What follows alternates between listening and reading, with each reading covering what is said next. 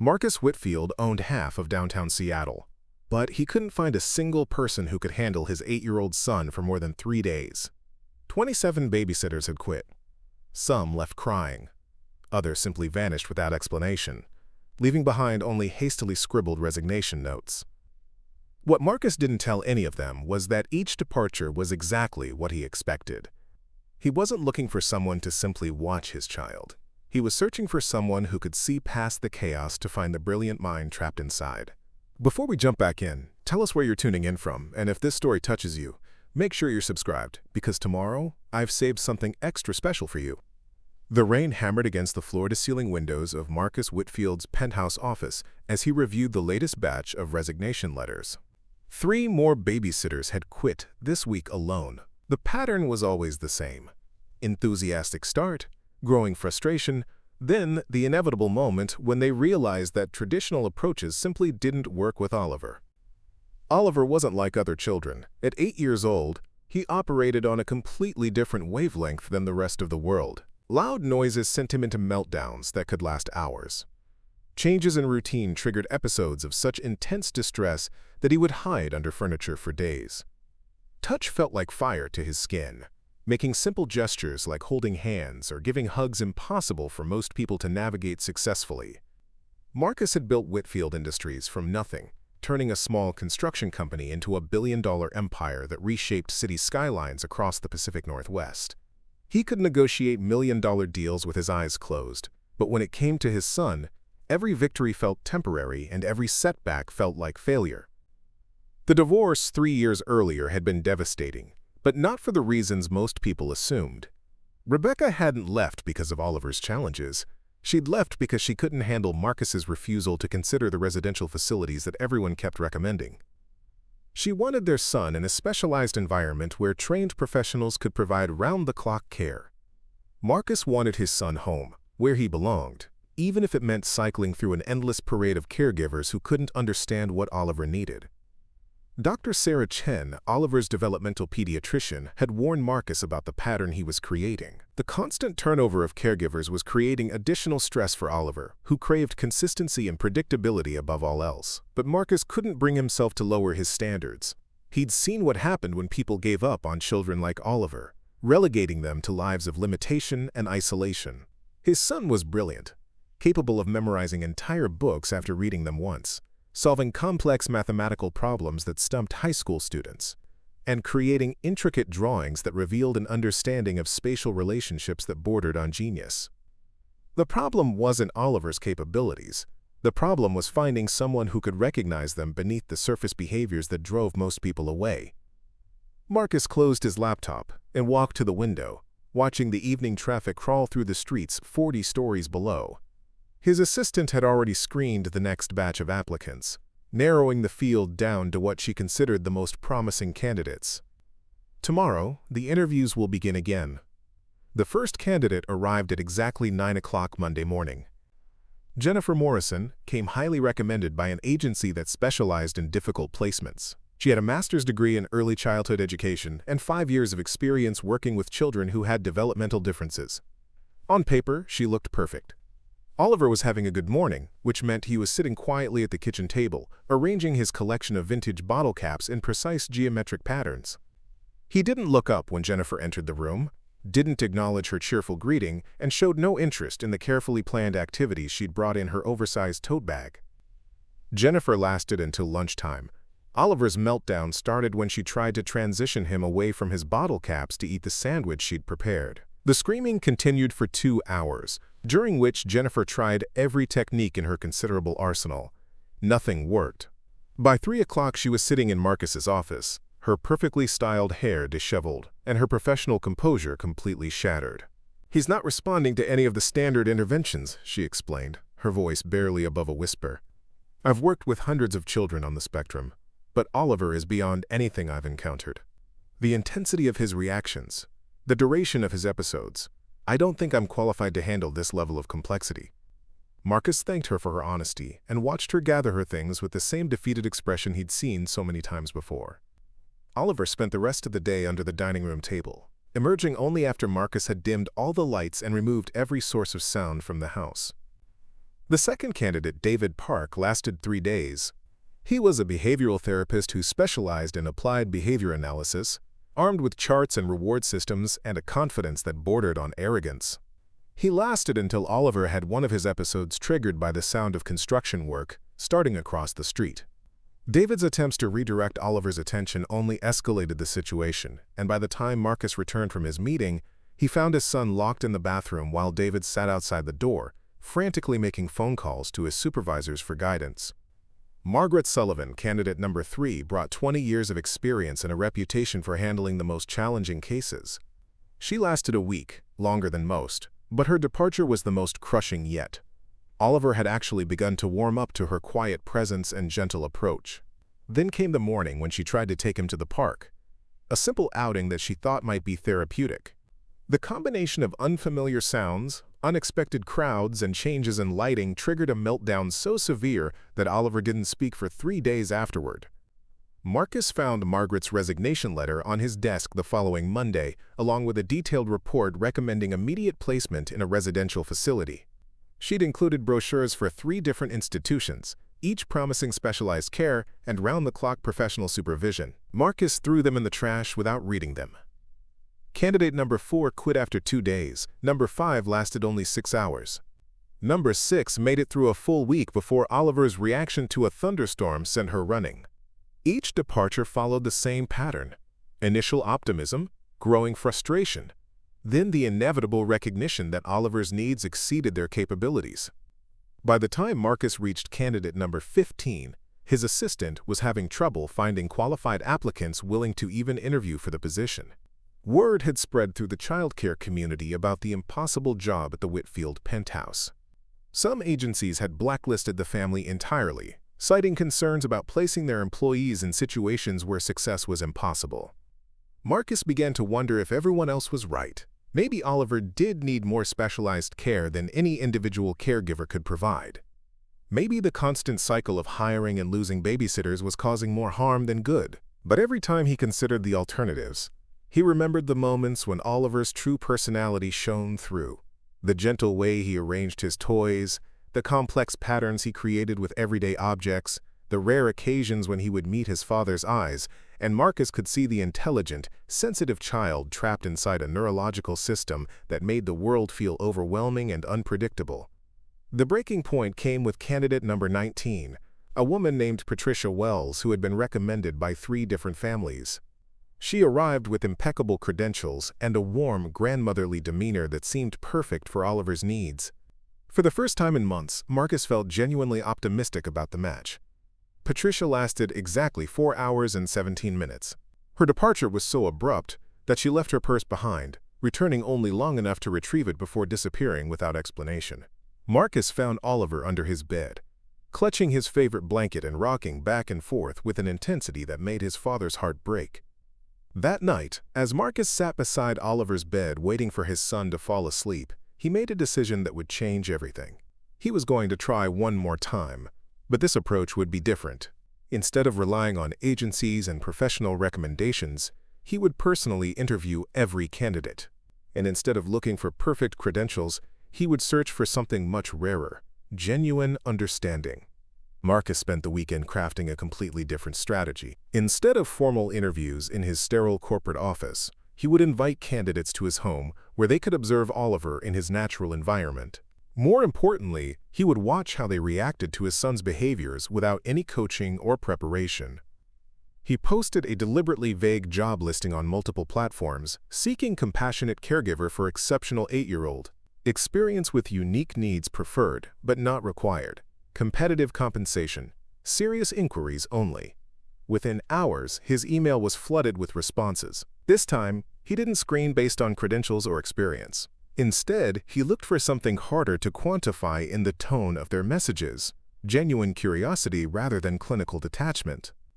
The first candidate under his new approach was Rachel Torres, a recent graduate from Washington State University with a degree in psychology. She arrived Tuesday morning wearing jeans and sneakers, instead of the professional attire that had become standard among previous applicants. When Marcus opened the door, she didn't immediately launch into a rehearsed speech about her qualifications. Instead, she noticed the intricate pattern of shadows that the morning light was casting through the geometric window designs in his foyer. "That's beautiful," she said, pausing to study the interplay of light and architecture. Whoever designed this understood how natural elements could create art. Marcus led her to the living room where Oliver was engaged in one of his morning rituals, arranging wooden blocks in complex three-dimensional structures that defied conventional logic but followed some internal mathematical principle that only he understood. Most previous candidates had immediately tried to engage with Oliver, offering enthusiastic greetings or attempting to redirect his attention to more interactive activities. Rachel simply sat on the far end of the couch and watched. For 20 minutes, she observed Oliver's methodical process, without speaking, without trying to intervene, without displaying any of the restless energy that usually signaled an adult's discomfort with a child's non-neurotypical behavior. When Oliver accidentally knocked over a portion of his structure, triggering what Marcus recognized as the beginning stages of distress, Rachel did something unexpected. She began humming, not a recognizable tune, but a soft, rhythmic sound that somehow matched the cadence of Oliver's repetitive hand movements. The potential meltdown that Marcus had been bracing for simply dissolved.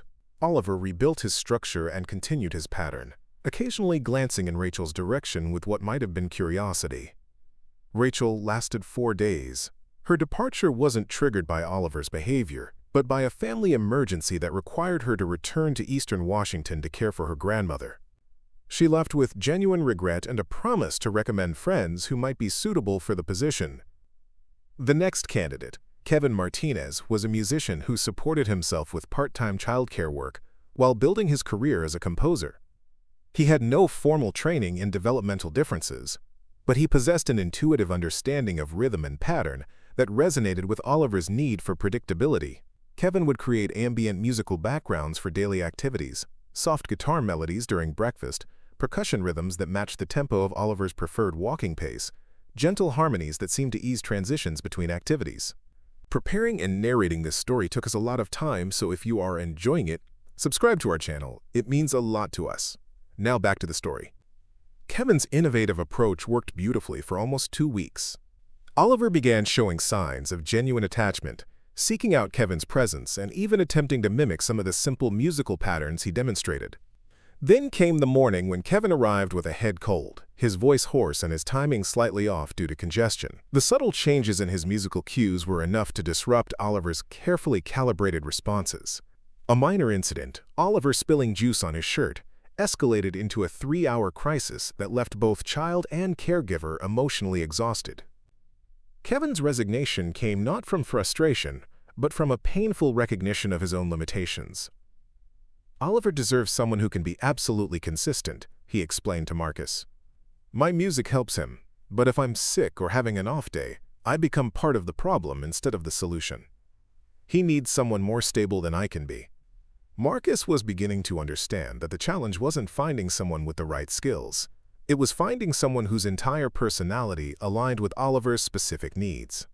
His son wasn't just requiring professional competence. He was requiring a fundamental compatibility that went beyond training or experience. Candidate number 22 was Dr. Elizabeth Morgan, a retired special education teacher who had spent 30 years working with children across the autism spectrum. Her credentials were impeccable, her references glowing, and her initial assessment of Oliver showed deep professional insight. She correctly identified his sensory triggers, recognized the intelligence behind his behavioral patterns, and developed individualized strategies that addressed his specific challenges. Dr. Morgan's approach was methodical and evidence-based. She created detailed schedules, implemented sensory breaks, and gradually introduced therapeutic interventions designed to expand Oliver's comfort zone. For 3 weeks, everything proceeded according to plan. Oliver's meltdowns decreased in frequency and intensity. His sleep patterns improved. He even began tolerating brief outings to carefully selected, controlled environments. Marcus allowed himself to believe that they had finally found the right match. Dr. Morgan understood Oliver's condition better than anyone they had worked with, and her professional demeanor provided the kind of stable, predictable presence that his son seemed to crave. The end came suddenly and without warning. Dr. Morgan arrived one Thursday morning to find Oliver in the middle of one of his rare creative phases. a state where his usual need for routine temporarily gave way to bursts of artistic expression. He was creating an elaborate chalk drawing on the patio, his movements fluid and purposeful as he brought to life a complex landscape that existed only in his imagination. Dr. Morgan, following her therapeutic protocol, attempted to redirect Oliver toward his scheduled morning activities. The interruption shattered whatever delicate creative state he had achieved. The resulting meltdown was unlike anything Marcus had witnessed, not just intense but somehow deeper, as if something precious had been damaged rather than simply disrupted.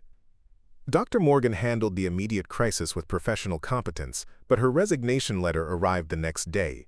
"Oliver is making excellent progress," she wrote, "but I've realized that my therapeutic approach may be inadvertently suppressing aspects of his personality that are essential to his well-being. He needs someone who can nurture his gifts without feeling compelled to constantly modify his expressions." By the time Marcus reached candidate number 25, he was running out of both options and hope. The latest applicant was supposed to arrive Monday morning, but she canceled at the last minute, citing a better opportunity elsewhere. His assistant informed him that they were down to their final 3 candidates, and 2 of them had already expressed concerns about taking on such a challenging position. That afternoon, as Marcus sat in his home office trying to figure out his next move, he heard something unusual from Oliver's room: laughter. Not the anxious, repetitive sounds that sometimes accompanied his stimming behaviors, but genuine, spontaneous laughter that he hadn't heard from his son in months. Marcus walked quietly down the hall and found Oliver standing at his bedroom window, watching a young woman in the courtyard below who appeared to be talking to the building's maintenance staff. She was gesturing animatedly, apparently explaining something that required considerable hand movements and facial expressions. Whatever she was communicating was complex enough that the conversation had been going on for several minutes. Oliver was completely captivated by this impromptu performance, his usual hypervigilance replaced by relaxed attention and obvious amusement. For the first time in weeks, he looked genuinely happy. Marcus checked his calendar and realized that his next scheduled interview wasn't until tomorrow. The young woman below wasn't a candidate. She was simply someone who had wandered into Oliver's field of vision and, without knowing it, had accomplished something that 25 professional caregivers had failed to achieve. She had made his son laugh. Marcus waited by the window until the young woman finished her conversation with the maintenance crew and disappeared around the corner of the building. Oliver remained at his window for another 10 minutes, occasionally giggling as he replayed whatever had entertained him so thoroughly. When he finally turned away from the glass, his entire demeanor had shifted. The rigid tension that usually characterized his movements had been replaced by something approaching relaxation. The next morning brought Emma Chen, candidate number 26. She arrived precisely on time, carrying a worn leather messenger bag instead of the typical professional briefcase or oversized tote filled with activities and interventions. Emma was pursuing her master's degree in social work while juggling 3 part-time jobs to cover her tuition costs. Her resume was sparse compared to the credentials Marcus had grown accustomed to reviewing, but something in her application letter had caught his attention. "I don't have extensive experience with autism spectrum disorders," she had written, "but I've spent the last 4 years working with my younger brother, who has severe anxiety and sensory processing issues. I've learned that sometimes the most helpful thing you can do is simply pay attention to what someone is actually communicating, rather than what you think they should be communicating." Emma's interview began in the living room, where Oliver was engaged in his morning routine of sorting colored pencils by shade gradations that were invisible to most observers but critically important to his sense of order. Previous candidates had either tried to join his activity or redirect him towards something more social. Emma chose a different approach entirely. She pulled a small sketchbook from her bag and began drawing while Oliver worked. Not drawing him.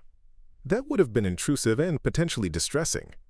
But sketching the patterns of light and shadow that moved across the walls as clouds passed over the sun. Her pencil moved with the same methodical precision that characterized Oliver's sorting process, creating detailed studies of how natural light transformed the geometry of the room. After 30 minutes, Oliver completed his pencil arrangement and looked up to find Emma absorbed in her artwork. Instead of immediately trying to engage him in conversation, she simply showed him her sketches. Oliver studied the drawings with the same intensity he brought to everything that captured his interest, his eyes tracing the careful shading and precise line work that documented the room's changing atmosphere. Without speaking, Oliver walked to his pencil collection and selected 3 specific shades of gray. He handed them to Emma, then pointed to a section of her drawing where the shadows needed refinement.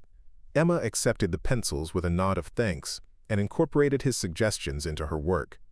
The collaboration continued for another hour, with Oliver occasionally providing additional color recommendations while Emma refined her sketches based on his input. Marcus watched this interaction from the doorway, fascinated by what he was witnessing. For the first time since the interviews had begun, Oliver was actively participating in a shared activity without showing any signs of stress or overstimulation. More remarkably, Emma seemed to understand intuitively that Oliver's contributions were valuable rather than disruptive. The morning progressed smoothly until Marcus's phone rang with an urgent call from his office. A major client was threatening to withdraw from a project unless Marcus could resolve a construction delay by noon. He apologized to Emma, explained the situation, and asked if she would be comfortable staying with Oliver for a few hours while he handled the crisis. Emma agreed without hesitation, but Marcus felt the familiar knot of anxiety forming in his stomach as he prepared to leave. Every previous candidate had managed the structured interview portion reasonably well. The real test came when they were left alone with Oliver and had to navigate his needs without guidance or supervision. Marcus was halfway to his office when his phone buzzed with a text message. He expected to see Emma's number with news of an emergency or request for immediate assistance. Instead, the message was from his building security system, alerting him that someone had activated the fire alarm in his unit. Marcus turned around and raced back home, his mind cycling through every possible disaster scenario. By the time he reached his floor, the alarm had been silenced, but he could hear voices coming from inside his apartment. He opened the door to find Emma and Oliver sitting calmly at the kitchen table, sharing what appeared to be an improvised lunch, while 2 firefighters completed their inspection of the premises. "False alarm," one of the firefighters explained to Marcus. "Looks like your smoke detector got triggered by steam from the shower. Everything's fine now." Marcus thanked the firefighters and waited until they left before turning to Emma for an explanation. What he discovered challenged every assumption he had made about his son's capabilities. The smoke detector had activated while Emma was helping Oliver transition from his morning activities to lunch preparation. Instead of panicking or hiding his usual responses to unexpected loud noises, Oliver had calmly explained to Emma that the sound meant they needed to leave the apartment immediately. He had grabbed his emergency backpack, guided Emma to the stairwell, and remained composed while they waited for the fire department to arrive. He knew exactly what to do, Emma told Marcus.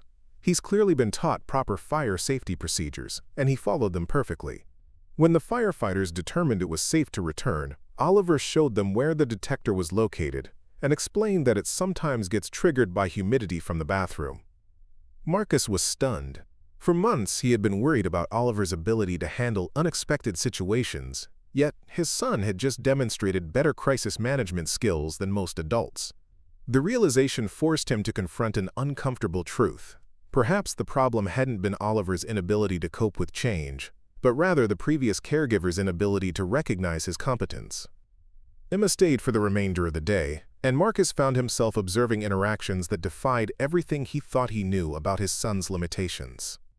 When Oliver became overwhelmed by the sound of construction work starting across the street, Emma didn't try to distract him or redirect his attention. Instead, she helped him create a sound map of the various noises, categorizing them by pitch, duration, and intensity, until what had initially been chaotic became systematic and manageable. When Oliver expressed interest in the complex mathematical patterns visible in the apartment building's architectural details, Emma didn't dismiss this as obsessive behavior that needed to be modified.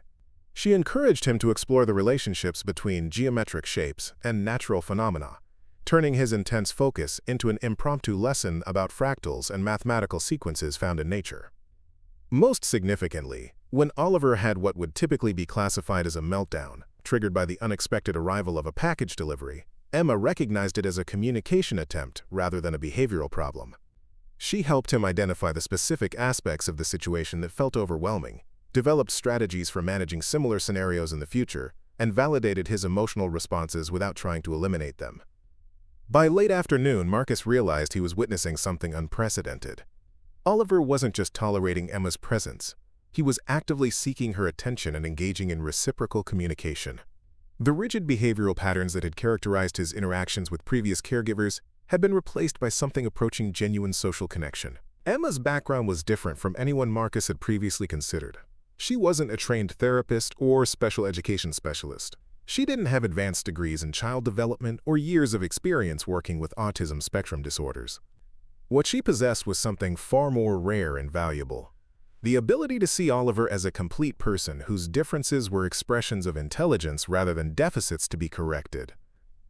As the day drew to a close, Marcus found himself facing a decision that felt both obvious and terrifying. Emma represented everything he had been searching for, but hiring her would mean abandoning the safety net of professional credentials and established protocols. It would mean trusting his son's well-being to someone whose primary qualification was her ability to understand him. The choice became clear when Oliver, preparing for his bedtime routine, approached Emma with one of his favorite books and asked her to read with him. It was the first time in months that Marcus had seen his son voluntarily initiate social interaction with anyone outside their immediate family. Emma accepted the book and settled into the reading chair that had remained unused throughout the parade of previous caregivers. As she began to read, Oliver curled up beside her with a contentment that Marcus hadn't seen since before the divorce. Marcus knew he had found what he had been searching for. Marcus offered Emma the position that evening, but her response surprised him. Instead of immediately accepting, she asked for a week to observe Oliver in different situations before making her final decision. She wanted to understand his complete daily rhythm, witness how he handled various challenges, and ensure that their initial compatibility wasn't just a fortunate coincidence. The following week revealed layers of Oliver's personality that had remained hidden throughout months of failed placements. Emma discovered that his supposed obsession with routine was actually a sophisticated system for managing sensory input and emotional regulation. His resistance to change wasn't stubbornness, but rather a protective mechanism that helped him navigate a world that often felt overwhelming and unpredictable. On Tuesday, Emma accompanied Oliver to his weekly appointment with Dr. Chen. Previous caregivers had dreaded these visits, which typically involved lengthy preparation rituals and post-appointment recovery periods. Emma approached the situation differently, spending time beforehand helping Oliver create what she called a visit map, a visual timeline that outlined each step of the appointment process, including estimated durations and potential variations. The result was remarkable. Oliver not only tolerated the medical visit but actively participated in discussions about his own care. He demonstrated self-advocacy skills that amazed Dr. Chen, articulating his sensory preferences and explaining which therapeutic approaches felt helpful versus overwhelming. For the first time, the pediatrician was able to gather direct feedback from Oliver about his treatment plan, rather than relying solely on external observations. Wednesday brought an unexpected challenge when the building's elevator broke down, forcing them to use the stairs to reach the apartment. 26 floors represented exactly the kind of unplanned disruption that had triggered meltdowns with previous caregivers. Emma acknowledged Oliver's distress about the change, but reframed the situation as an opportunity to explore the building's architecture from a different perspective. As they climbed the stairwell, Emma helped Oliver notice details that were invisible from the elevator: the way natural light filtered through the stair tower windows, the mathematical progression of the floor numbers, the acoustic properties that made their footsteps echo differently at various levels. What began as a stressful deviation from routine transformed into an architectural adventure that Oliver would later request to repeat voluntarily. By Thursday, Emma had begun introducing subtle modifications to Oliver's environment that enhanced his comfort without restricting his autonomy. She repositioned furniture to create clearer pathways through the apartment, reducing visual clutter while maintaining access to his preferred spaces. She collaborated with him to organize his collections in ways that satisfied his need for order while making items more accessible for shared activities.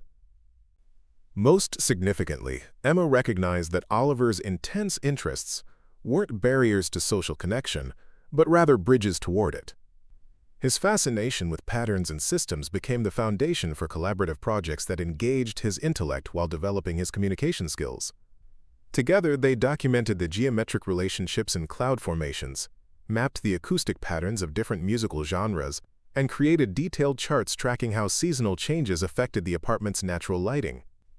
Friday presented the ultimate test when Marcus needed to travel to Portland for an emergency board meeting that would keep him away overnight. No previous caregiver had lasted long enough to earn his trust for extended absences, and the prospect of leaving Oliver for 24 hours filled Marcus with familiar anxiety. Emma approached the overnight responsibility with characteristic thoughtfulness. She arrived early to establish routines that would maintain Oliver's sense of security in his father's absence. Rather than trying to replicate Marcus's exact approaches, she developed complementary strategies that honored Oliver's needs while reflecting her own strengths. The evening proceeded smoothly until bedtime, when Oliver's anxiety about his father's absence threatened to trigger a major episode. Emma didn't minimize his concerns or offer false reassurances. Instead, she helped him create a connection map that visualized all the ways he remained linked to his father despite the physical distance. Shared photographs, familiar objects, scheduled phone calls, and the promise of reunion the following day. Marcus called to check in around 9 o'clock, bracing himself for reports of crisis or requests for emergency return. Instead, he found Oliver calmly engaged in a project that Emma had suggested, creating a detailed architectural drawing of their Portland hotel based on photographs Marcus had sent earlier. Oliver had questions about structural engineering and urban planning that demonstrated both his intellectual curiosity and his emotional connection to his father's activities. The overnight period passed without incident. Oliver slept peacefully, maintained his morning routines, and eagerly anticipated his father's return. When Marcus walked through the door Saturday afternoon, he found his son engaged in animated conversation with Emma about the mathematical relationships visible in the city skyline photographs from his business trip. That evening, after Emma had gone home and Oliver was settled for the night, Marcus reflected on the transformation he had witnessed. The angry, overwhelmed child who had driven away 25 caregivers had revealed himself to be intelligent, creative, and capable of forming meaningful relationships when his communication style was understood and respected. Emma's impact extended beyond her direct interactions with Oliver. Her presence had changed the entire dynamic of their household, creating an atmosphere of acceptance and possibility that had been missing since the divorce. Marcus found himself rediscovering aspects of his son's personality that had been obscured by months of behavioral crises and failed interventions. More importantly, Emma had demonstrated something that Marcus had begun to doubt. Oliver could thrive in mainstream environments when supported by people who recognized his competence, rather than focusing exclusively on his challenges. Her success wasn't based on specialized training or therapeutic interventions, but on something much simpler: the ability to see Oliver as a complete person whose differences were expressions of neurodiversity rather than problems to be solved. The formal job offer came with terms that reflected both Marcus's gratitude and his recognition of Emma's unique value. The salary was significantly higher than standard childcare rates, with additional benefits including tuition assistance for her graduate program and flexible scheduling that accommodated her academic commitments. Emma accepted immediately, but her decision was motivated by factors beyond financial compensation. Oliver has taught me more about communication and resilience in 2 weeks than I learned in 4 years of undergraduate psychology courses, she told Marcus. Working with him isn't just a job, it's an education that's making me a better person and a more effective advocate for neurodivergent individuals. 6 months later, the transformation was complete. Oliver had developed social skills, emotional regulation strategies, and self-advocacy abilities that exceeded everyone's expectations. His relationship with Emma had evolved into genuine friendship, characterized by mutual respect and shared interests. Most remarkably, he had begun expressing curiosity about forming connections with other children, particularly those who shared his fascination with patterns, systems, and mathematical relationships. Marcus's search for a babysitter had ended, but Emma's role in their lives had expanded far beyond childcare. She had become a bridge between Oliver's unique way of experiencing the world and society's expectations for social participation. Her success had proven that the most effective support for neurodivergent children often comes not from professional expertise but from human connection, genuine understanding, and the willingness to see differences as strengths rather than deficits. The ripple effects of Emma's success began extending beyond their immediate household within the first month. Dr. Chen requested permission to document Oliver's progress for a case study she was preparing on innovative approaches to autism support. The dramatic improvements in his social engagement, emotional regulation, and self-advocacy skills challenged conventional assumptions about therapeutic interventions and professional credentials. Word spread quickly through Seattle's tight-knit community of families affected by autism spectrum disorders. Parents who had struggled with similar challenges began reaching out to Marcus, desperate for guidance about finding appropriate care for their own children. Some offered substantial sums for Emma's contact information, hoping to replicate their success by hiring her away from the Whitfield family. Marcus declined these requests, but the conversations revealed the broader implications of what Emma had accomplished. Her approach wasn't just working for Oliver. It represented a fundamentally different philosophy about neurodivergent children that could potentially benefit thousands of families facing similar struggles. Emma herself became increasingly interested in the theoretical frameworks underlying her intuitive methods. She began documenting her strategies, analyzing the principles that seemed to drive Oliver's positive responses, and exploring how these concepts might be systematized for broader application. Her graduate advisor encouraged her to shift her thesis focus toward developing new models for neurodiversity support that emphasized competence-based rather than deficit-based interventions. The transformation in Oliver's capabilities opened doors that Marcus had never imagined possible. His son began expressing interest in activities that required social interaction, art classes where he could share his passion for geometric patterns, science clubs that appreciated his systematic approach to problem-solving, even music lessons that built on his sensitivity to rhythm and acoustic relationships. Each new environment presented unique challenges, but Emma's presence provided the scaffolding Oliver needed to navigate unfamiliar social terrain successfully. She didn't accompany him to every activity that would have undermined his growing independence, but she helped him develop personalized strategies for managing sensory overload, communicating his needs effectively, and recognizing when he required breaks or support. Marcus watched with amazement as Oliver formed his first genuine friendship with a classmate named David Kim, a 10-year-old whose own intense interests in astronomy complemented Oliver's fascination with mathematical patterns. Their initial connection formed around a shared project mapping the geometric relationships visible in constellation arrangements, but it gradually expanded into regular playdates and collaborative investigations of everything from architectural photography to weather pattern analysis. The friendship required careful cultivation, with Emma serving as an interpreter between Oliver's direct communication style and David's more conventional social expectations. She helped both children understand each other's perspectives, developing games and activities that celebrated their different strengths while building bridges toward genuine mutual understanding. Emma's influence on Marcus himself proved equally transformative. Working with someone who saw Oliver's differences as assets rather than obstacles forced him to confront his own unconscious biases about disability and neurodivergence. He began recognizing how his corporate background had conditioned him to view challenges as problems, requiring immediate solutions rather than complex situations requiring patient understanding. This shift in perspective affected every aspect of his relationship with Oliver. Instead of trying to modify his son's behaviors to match neurotypical expectations, Marcus began adapting environments and approaches to accommodate Oliver's natural ways of processing information and expressing himself. The results were remarkable. Communication improved, conflicts decreased, and their emotional connection deepened significantly. The success story attracted attention from unexpected quarters. A documentary filmmaker specializing in neurodiversity issues approached Marcus about featuring their family in an upcoming project about innovative approaches to autism support. Several major publications requested interviews about Emma's methods and their impact on Oliver's development. Marcus initially resisted the publicity, concerned about protecting Oliver's privacy and avoiding exploitation of their story. However, Emma convinced him that sharing their experience might help other families avoid the painful cycle of failed placements and growing desperation that had characterized their own journey. The media coverage generated overwhelming responses from parents, educators, and therapists around the world. Many shared similar stories of children whose potential had been unlocked by caregivers who understood their unique communication styles and learning preferences. Others described ongoing struggles with systems that emphasized conformity over competence, behavioral modification over authentic self-expression, Emma found herself fielding requests for training workshops, consultation services, and speaking engagements from organizations eager to implement her approaches.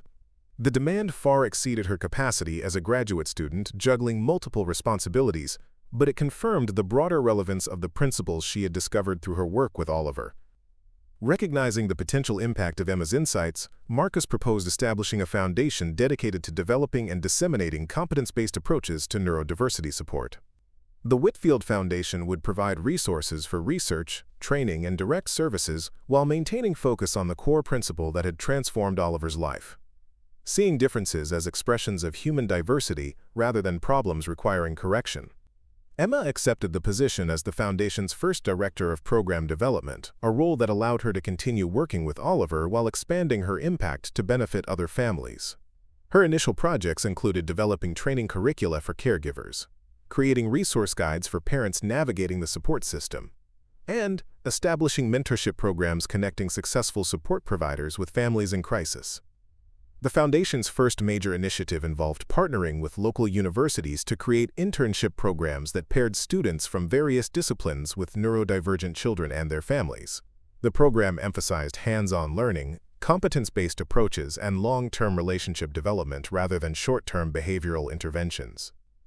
Oliver himself became an unexpected advocate for the Foundation's mission. His articulate descriptions of his own experiences, combined with demonstrations of his remarkable capabilities, challenged audiences to reconsider their assumptions about autism spectrum disorders. He began participating in conference presentations, sharing his perspective on what types of support felt helpful versus overwhelming.